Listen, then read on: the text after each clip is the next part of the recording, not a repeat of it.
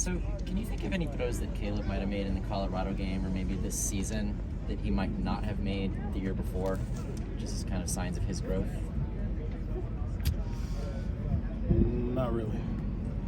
I mean, where do you feel he has grown this year?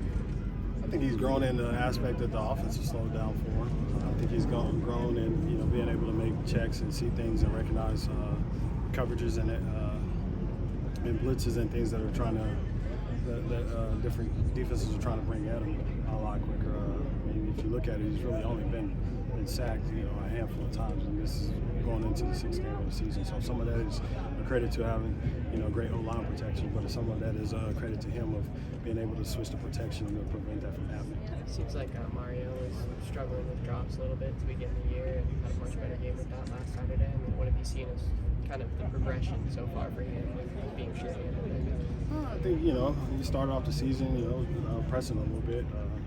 All of these guys have goals and aspirations and things that they want to accomplish, and sometimes they put a little bit more pressure on themselves than they need to. And I think now he's just started to calm down and relax and play and do the things that got him here and has gotten him to this point in his career. I think he was just in his head a little bit with that. Yeah, I think he was trying too hard. Arizona did a nice job of limiting the explosive plays against Washington. What have you seen from them on film? They're a team that plays hard. They got long-range corners. They got active safeties in the secondary that do a good job. So I mean, and their defense plays hard. So I mean, they did a good job of keeping everything in front of them, which I'm sure we'll see a lot of that this Saturday.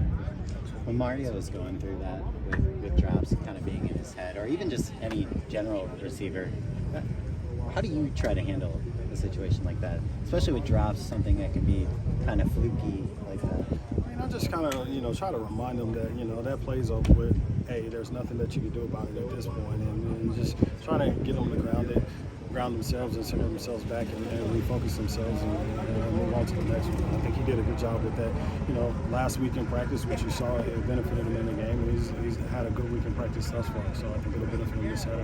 When the competition is so high in that room, do you find guys maybe start pressing like that a little bit more just because they feel like one big drop might affect them? No, because I mean, we understand that at some point in time, drops are going to happen. I mean, it doesn't necessarily mean that we like it. We understand that it's going to happen. So I mean, you're never going to pull a kid because he dropped the ball. So, heck, Michael Jordan missed a shot time or two. I don't think Phil ever pulled him out of the game either. So I mean, it happens. Once again, you just try to help him, remind him, like, look, man, you're that guy. You're here because you're supposed to be here. Let's let that play go on and get ready to play the next one.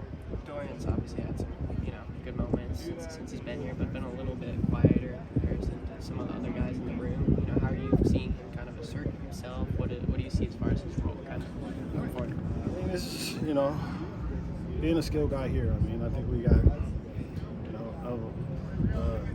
9 guys that have played this year. I think 7 of them have touchdowns. So I mean, it's all about just maximizing your opportunities when you get it. And I think he's met the end zone 3 times this year so far. So I mean, it's just we're gonna spread the ball around, and once you get it, you just got to maximize your opportunities at doing it. I mean, being here, it's a credit that all of these guys work their butts off and deserve the right to get balls, and all of them have gotten balls. So I mean, at some places, they throw the ball to one guy. We're not one of those places. So, he knew that coming in here, and he wanted to be a part of this organization and this program, and he wants to win a championship. So, I mean, his mental state is at a good place right now, and he knows that as long as I continue to work hard and do my job and be my 1 out of 11, that good things are going to happen for me. Let's do 2 more. Coach, can you speak on Brendan Rice's toughness, taking that shot over the middle, only misses 1 play, is back out there with the guys, what that kind of meant for the sideline and the team? It's just the credibility of him being a guy that wants to be out there and play with his brothers. It's questionable whether the flag should have been thrown on that play or not, but with that being said, once again, he wants to be out there playing with his brother and brothers and maximizing every opportunity that he can. So when he got up, came over the sideline, I was like, "Hey, are you hurt?" He was like, "No, I'm good. Get me back in there." So that's what we did. Thanks, Coach.